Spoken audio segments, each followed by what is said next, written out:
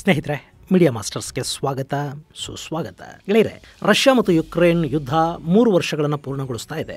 ಈ ಸಂದರ್ಭದಲ್ಲಿ ಯುಕ್ರೇನ್ನ ಸರ್ವನಾಶಕ್ಕೆ ಮತ್ತೊಂದು ಹೆಜ್ಜೆ ಅನ್ನೋ ಹಾಗೆ ರಷ್ಯಾ ಈಗ ಉತ್ತರ ಕೊರಿಯಾದ ಭಯಾನಕ ಆಯುಧಗಳನ್ನು ಯುಕ್ರೇನ್ ವಿರುದ್ಧ ಬಳಸೋದಕ್ಕೆ ಮುಂದಾಗ್ತಾ ಇದೆ. ಮತ್ತು ಅಮೆರಿಕದ ಅಧ್ಯಕ್ಷ ಡೊನಾಲ್ಡ್ ಟ್ರಂಪ್ ಕಳೆದ ಬುಧವಾರ ಪುತಿನ್ ಜೊತೆ ಮಾತುಕತೆ ನಡೆಸಿದ್ದಾರೆ ಅನ್ನೋ ಮಾಹಿತಿಗಳು ಕೂಡ ಹೊರಬಿದ್ದಿವೆ. ಹೀಗಾಗಿ ಈ ಎಲ್ಲ ಘಟನೆಗಳು ಈ ಯುದ್ಧವನ್ನು ಮುಗಿಸುತ್ವಾ ಅಥವಾ ಯುದ್ಧದಲ್ಲಿ ಯುಕ್ರೇನ್ ಇನ್ನಷ್ಟು ಜಾಗವನ್ನು ಕಳ್ಕೊಳ್ಳುತ್ತಾ ಅನ್ನೋ ಕುತೂಹಲ ಹೆಚ್ಚಾಗೋ ಹಾಗೆ ಮಾಡ್ತಾ ಇವೆ. ಹಾಗಾದ್ರೆ ಏನಾಗ್ತಾ ಇದೆ ರಷ್ಯಾ ಯುಕ್ರೇನ್ ಗಡಿಯಲ್ಲಿ? ಉತ್ತರ ಕೊರಿಯಾದ ಸೈನಿಕರ ಬಗ್ಗೆ ಹಗುರವಾಗಿ ಮಾತನಾಡಿದ್ದ ಯುಕ್ರೇನ್ ಈಗ ಹೇಳ್ತಾ ಇರೋದಾದ್ರೂ ಏನು? ಇಲ್ಲಿ ಉತ್ತರ ಕೊರಿಯಾದಿಂದ ರಷ್ಯಾಗೆ ಸಪ್ಲೈ ಆಗ್ತಾ ಇರೋ ಭಯಾನಕ ಆಯುಧಗಳು ಯಾವುವು ಅನ್ನೋದ್ರ ಬಗ್ಗೆ ಒಂದಷ್ಟು ಮಾಹಿತಿಯನ್ನ ನಾವಿಲ್ಲಿ ನೋಡೋಣ.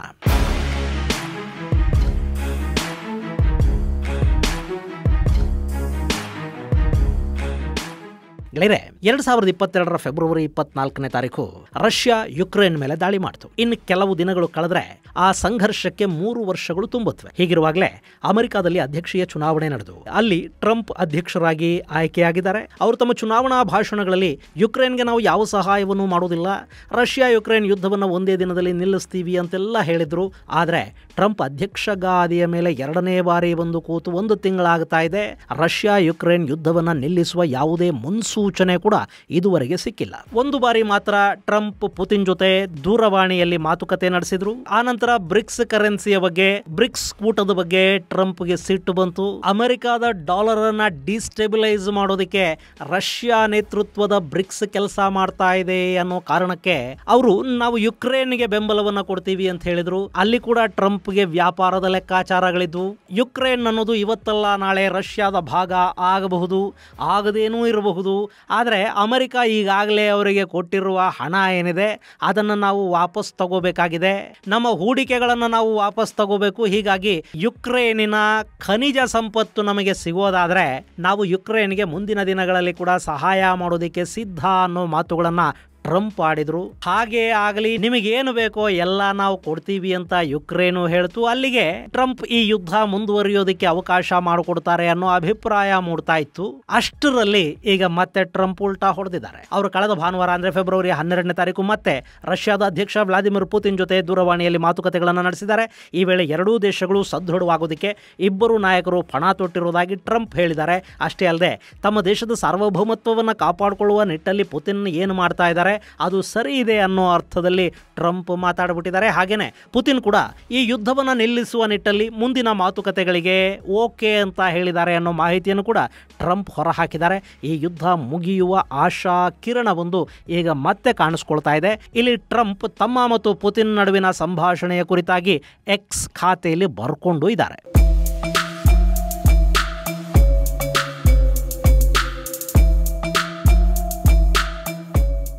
ಹೀಗೆ ಒಂದು ಕಡೆ ಅಮೆರಿಕ ಯುದ್ಧನ ನಿಲ್ಲಿಸಬೇಕು ಅನ್ನೋ ಪ್ರಯತ್ನವನ್ನು ಮಾಡ್ತಾ, ಯುಕ್ರೇನ್ನಿಂದ ನಮಗೆ ಲಾಭ ಆಗಬೇಕು ಅನ್ನೋದನ್ನು ನೋಡ್ತಾ ಎರಡೆರಡು ಮಾತುಗಳನ್ನು ಆಡ್ತಾ ಇದ್ರೆ, ಮತ್ತೊಂದು ಕಡೆ ಯುಕ್ರೇನ್ ಯುದ್ಧ ನಿಲ್ಲಿಸುವ ಆಸಕ್ತಿಯನ್ನೇನು ತೋರ್ತಾ ಇಲ್ಲ. ಅವರಿಗೆ ರಷ್ಯಾದ ಕುರ್ಸ್ಕ್ ಪ್ರದೇಶವನ್ನು ಆಕ್ರಮಿಸಿಕೊಂಡಿದ್ದಾರೆ. ಆದರೆ ದಿನದಿಂದ ದಿನಕ್ಕೆ ಅವರ ಹಿಡಿತದಲ್ಲಿರೋ ಪ್ರದೇಶ ಕಡಿಮೆ ಆಗ್ತಾ ಇದೆ.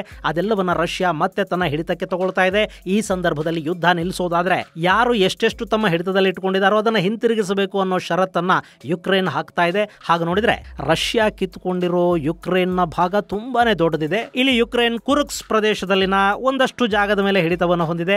ಅಲ್ಲೂ ಕೂಡ ಯುಕ್ರೇನ್ಗೆ ಹಿನ್ನಡೆ ಆಗ್ತಾ ಇದ್ದು ಇನ್ನಷ್ಟು ದಿನಗಳ ಕಾಲ ಈ ಯುದ್ಧ ಮುಂದುವರೆದಿದ್ದೇ ಆದರೆ ಅಲ್ಲಿ ರಷ್ಯಾ ಮತ್ತೆ ತನ್ನ ಪ್ರಾಬಲ್ಯವನ್ನು ಸಾಧಿಸುತ್ತೆ ಮತ್ತು ಯುಕ್ರೇನ್ ಅನ್ನ ತನ್ನ ನೆಲದಿಂದ ಸಂಪೂರ್ಣವಾಗಿ ಆಚೆಗೂ ಹಾಕತ್ತೆ. ಹೀಗಿರುವಾಗ ಕಂಡೀಷನ್ ಹಾಕಬೇಕಾಗಿರೋದು ರಷ್ಯಾ. ಸದ್ಯದ ಮಟ್ಟಿಗೆ ರಷ್ಯಾ ಮೇಲುಗೈಯನ್ನ ಸಾಧಿಸ್ತಾ ಇದೆ. ಇಂಥ ಸಂದರ್ಭದಲ್ಲಿ ಯುದ್ಧ ನಿಲ್ಲಿಸೋದಕ್ಕೆ ಅಕಸ್ಮಾತ್ ಯಾರಾದರೂ ಕಂಡೀಷನ್ ಗಳನ್ನ ಹಾಕಿದ್ರೆ ಅದು ರಷ್ಯಾ ಹಾಕಬೇಕು. ಆದ್ರೆ ಇಲ್ಲಿ ಯುಕ್ರೇನ್ನ ಅಧ್ಯಕ್ಷ ವ್ಲಾದಿಮಿರ್ ಝೆಲೆನ್ಸ್ಕಿ ಹಾಕ್ತಾ ಇರೋ ಕಂಡೀಷನ್ಗಳು ರಷ್ಯಾನ ಕೆರಳಿಸ್ತಾ ಇವೆ. ಹೀಗಾಗಿನೇ ರಷ್ಯಾ ಈಗ ಉತ್ತರ ಕೊರಿಯಾದಿಂದ ಬಂದಿರೋ ಭಯಾನಕ ಆಯುಧಗಳನ್ನ ಕುರ್ಸ್ಕ್ ರಣಾಂಗಣಕ್ಕೆ ಇಳಿಸೋದಕ್ಕೆ ಸಿದ್ಧತೆಗಳನ್ನ ಮಾಡಿಕೊಂಡಿದೆ. ಈ ಮಾಹಿತಿಯನ್ನ ದಕ್ಷಿಣ ಕೊರಿಯಾ ಹಾಗೂ ಯುಕ್ರೇನ್ನ ಇಂಟೆಲಿಜೆನ್ಸ್ ಎರಡೂ ಕೊಟ್ಟಿವೆ. ಈಗಾಗಲೇ ಉತ್ತರ ಕೊರಿಯಾದ ಭಯಾನಕ ಆಯುಧಗಳು ರಷ್ಯಾನ ತಲುಪಿಯಾಗಿದೆಯಂತೆ. ಒಂದ್ ವೇಳೆ ಈ ಆಯುಧಗಳನ್ನ ರಷ್ಯಾ ಯುಕ್ರೇನ್ ಮೇಲೆ ಬಳಸಿದ್ದೇ ಆದ್ರೆ ಯುಕ್ರೇನ್ಗೆ ತುಂಬಲಾರದ ನಷ್ಟ ಉಂಟಾಗುತ್ತೆ ಅನ್ನೋ ಮಾಹಿತಿಗಳು ಸಿಗ್ತಾ ಇವೆ. ಇಲ್ಲಿ ಉತ್ತರ ಕೊರಿಯಾದಿಂದ KN-23 ಅನ್ನೋ ಬ್ಯಾಲಿಸ್ಟಿಕ್ ಮಿಸೈಲ್ ಸಪ್ಲೈ ಆಗಿದೆ.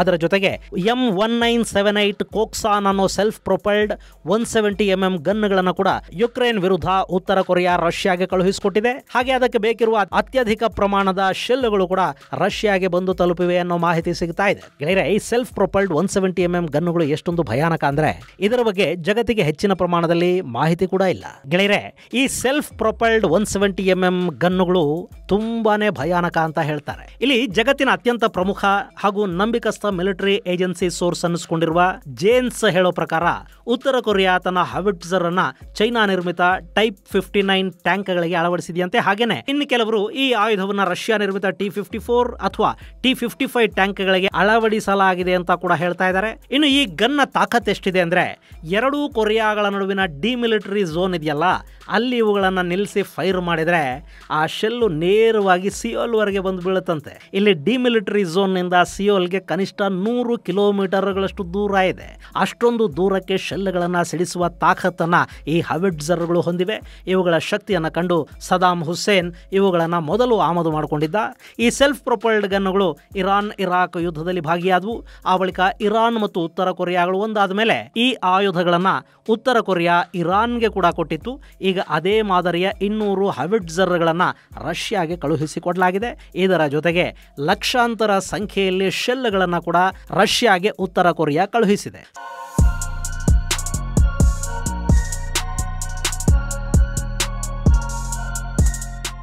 ಸದ್ಯಕ್ಕೆ ಸಿಕ್ಕಿರೋ ಮಾಹಿತಿಯಂತೆ ಈ ಆರ್ಟಿಲರಿಯನ್ನು ಕುರ್ಕ್ಸ್ ರೀಜನ್ನಲ್ಲಿ ನಿಯೋಜನೆ ಮಾಡೋದಕ್ಕೆ ರಷ್ಯಾ ನಿರ್ಧಾರ ಮಾಡಿದ್ದು ಈ ಭಾಗದಲ್ಲಿರುವ ಯುಕ್ರೇನ್ ಸೈನ್ಯಕ್ಕೆ ಇದು ಮುಂದಿನ ದಿನಗಳಲ್ಲಿ ಅತ್ಯಂತ ಅಪಾಯಕಾರಿ ಅನ್ನಿಸ್ಕೊಳ್ಳುತ್ತೆ. ಇಲ್ಲಿವರೆಗೆ ಯುಕ್ರೇನ್ ಸೇನೆ ಪಶ್ಚಿಮದ ಡ್ರೋನ್ಗಳನ್ನು ಬಳಸಿ ಕುರ್ಕ್ಸ್ ಪ್ರದೇಶದಲ್ಲಿ ರಷ್ಯಾ ಹಾಗೂ ಉತ್ತರ ಕೊರಿಯಾದ ಸೈನ್ಯದ ಮೇಲೆ ದಾಳಿ ಮಾಡ್ತಾ ಇತ್ತು. ಮೊದಲಿಗೆ ರಷ್ಯಾದ ಯುದ್ಧ ಭೂಮಿಗೆ ಹೊಂದಿಕೊಳ್ಳೋದಕ್ಕೆ ಸ್ವಲ್ಪ ಕಷ್ಟಪಟ್ಟಿದ್ದ ಉತ್ತರ ಕೊರಿಯಾದ ಸೈನಿಕರು ಈಗಲ್ಲಿ ಸೆಟ್ಲ್ ಆಗಿದ್ದಾರೆ. ಸುಮಾರು 12,000 ಯೋಧರು ಕುರ್ಕ್ಸ್ ಪ್ರದೇಶಕ್ಕೆ ಬಂದಿದ್ದಾರೆ. ಅದರಲ್ಲಿ ಸಾಕಷ್ಟು ಜನ ಸಾವಿಗೀಡಾಗಿದ್ದಾರೆ ಅಂತ ಯುಕ್ರೇನ್ ಹೇಳ್ಕೊಳ್ಳುತ್ತೆ. ಆದರೆ ಈ ಬಗ್ಗೆ ರಷ್ಯಾ ಮತ್ತು ಉತ್ತರ ಕೊರಿಯಾ ಯಾವ ಮಾಹಿತಿಯನ್ನು ಹೊರಹಾಕಿಲ್ಲ. ಅಷ್ಟೇ ಅಲ್ಲದೆ ಉತ್ತರ ಕೊರಿಯಾ ರಷ್ಯಾಗೆ ಕೊಡ್ತಾ ಇರೋ ಸೇನಾ ನೆರವನ್ನು ಇನ್ನಷ್ಟು ಹೆಚ್ಚು ಮಾಡೋದ್ರ ಮೂಲಕ ಯುಕ್ರೇನ್ ಪಾಲಿಗೆ ಉತ್ತರ ಕೊರಿಯಾ ಅನ್ನೋದು ಕಬ್ಬಿಣದ ಕಡಲೆ ಆಗ್ತಾ ಇದೆ. ಈಗಲೂ ಕೂಡ ಉತ್ತರ ಕೊರಿಯಾದ ಸೆಲ್ಫ್ ಪ್ರೊಪಲ್ಡ್ ದಾಳಿಗೆ ಯುಕ್ರೇನ್ನ ಸೇನೆ ಭಾರಿ ಪ್ರಮಾಣದಲ್ಲಿ ಅಪಾಯಕ್ಕೆ ಸಿಲುಕಲಿದೆ ಅನ್ನೋ ಮಾಹಿತಿಯನ್ನ ದಕ್ಷಿಣ ಕೊರಿಯಾ ಕೊಡ್ತಾ ಇದ್ದು ಇದು ಅಲ್ಲಿ ಮತ್ತೊಂದು ಮಾರಣ ಹೋಮಕ್ಕೆ ಕಾರಣ ಆಗಬಹುದು ಅಂತ ಕೂಡ ಹೇಳ್ತಾ ಇದ್ದಾರೆ. ಇನ್ನು ಪುತಿನ್ ಉತ್ತರ ಕೊರಿಯಾದ ಆಯುಧಗಳನ್ನು ಹಿಡ್ಕೊಂಡು ಯುಕ್ರೇನ್ ಅನ್ನ ನಾಶ ಮಾಡುವ ಪ್ಲಾನ್ ಅನ್ನ ಮಾಡಿಕೊಂಡಿದ್ದಾರೆ ಅಂತ ಯುಕ್ರೇನ್ ಬಾಯ್ ಬಡ್ಕೋತಾ ಇದೆ. ಈಗಾಗಲೇ KN-23 ಅನ್ನೋ ಮಿಸೈಲ್ಗಳು ಯುಕ್ರೇನ್ನ ನೆಲದ ಮೇಲೆ ಬಂದು ಬೀಳ್ತಾ ಇವೆ. ಉತ್ತರ ಕೊರಿಯಾದ ಇನ್ನಷ್ಟು ಆಯುಧಗಳು ರಷ್ಯಾದ ಬತ್ತಳಿಕೆಯನ್ನು ಸೇರಿದ್ರೂ ಅಚ್ಚರಿ ಪಡಬೇಕಿಲ್ಲ ಅನ್ನೋ ಪರಿಸ್ಥಿತಿಯಲ್ಲಿ ನಿರ್ಮಾಣ ಆಗಿದೆ.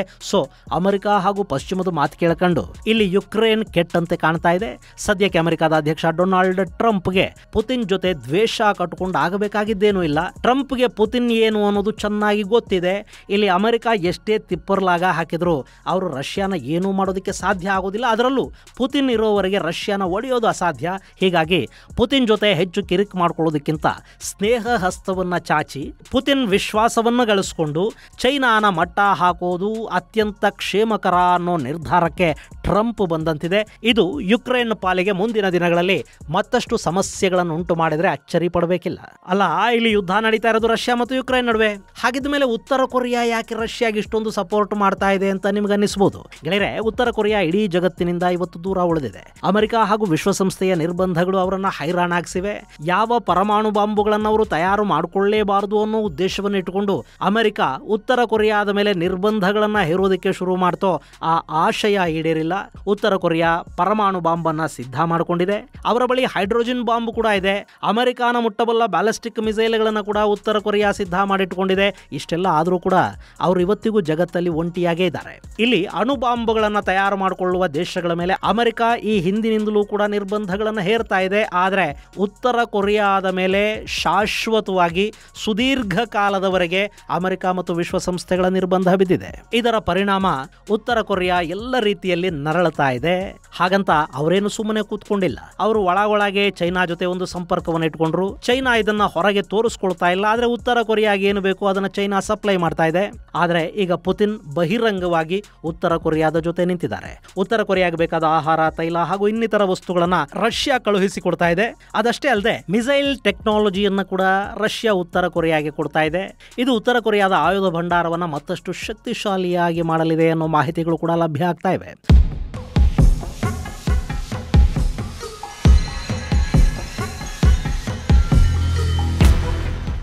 ಒಟ್ಟಲ್ಲಿ ಇಲ್ಲೊಂದು ಕೊಡುಕೊಳ್ಳುವ ಥರದ ಸ್ನೇಹ ಏರ್ಪಟ್ಟಿದ್ದು ಎರಡು ದೇಶಗಳು ಒಬ್ಬರಿಗೊಬ್ಬರು ಸಹಾಯ ಮಾಡ್ಕೊಳ್ತಾ ಒಬ್ಬರನ್ನೊಬ್ಬರು ಕಾಪಾಡ್ಕೊಳ್ಳೋದಕ್ಕೆ ಹೋಗ್ತಾ ಇದ್ದಾರೆ. ಈ ಕಾಂಬಿನೇಷನ್ ಅನ್ನ ಪಶ್ಚಿಮದ ಜಗತ್ತು ಡೆಡ್ಲಿ ಕಾಂಬಿನೇಷನ್ ಅಂತ ಗುರುತಿಸ್ತಾ ಇದೆ. ಯಾಕೆಂದ್ರೆ ರಷ್ಯಾ ಮತ್ತು ಉತ್ತರ ಕೊರಿಯಾ ಎರಡೂ ಕೂಡ ಅನ್ಪ್ರೊಡಿಕ್ಟಬಲ್ ದೇಶಗಳು ಅನ್ನಿಸ್ಕೊಳ್ತವೆ.